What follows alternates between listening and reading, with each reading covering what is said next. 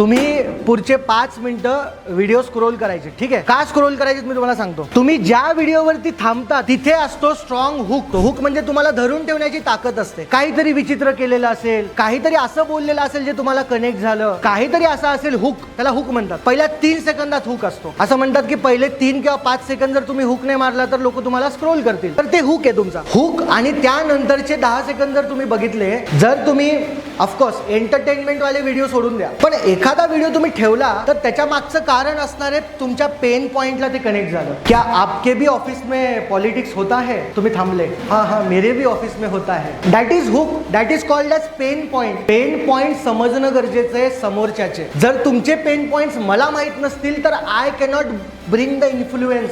I cannot change your behaviour. मी तुमचं behaviour change नाही करू शकणार जर मला तुमचे पेन पॉईंट्स माहीत नसतील. अजून एक उदाहरण घेतो.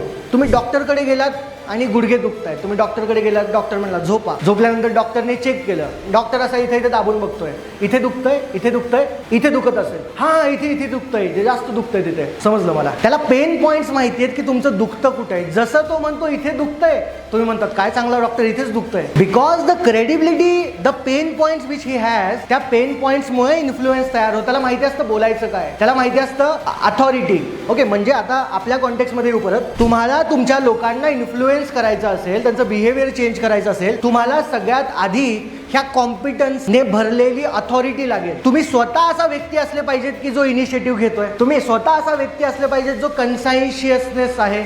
तुम्ही स्वतः असा व्यक्ती असले पाहिजेत जो सेल्फ अवेअर आहे. त्याच्याने तुमची अथॉरिटी तयार होईल की सर नुसतं बोलत नाहीत, ते स्वतःही करतात. अथॉरिटी तयार होते. आणि दुसरं, त्यांचे पेन पॉईंट्स तुम्हाला माहित पाहिजे. पेन पॉईंट्सने तिसरी पायरी येते आपली. आता इथे समजा बिहेवियर चेंज करायचं असेल तर आपल्याला लोकांवरती इन्फ्लुएन्स करण्याची आपली ताकद बनवावी लागेल. इन्फ्लुएन्स करावं लागेल.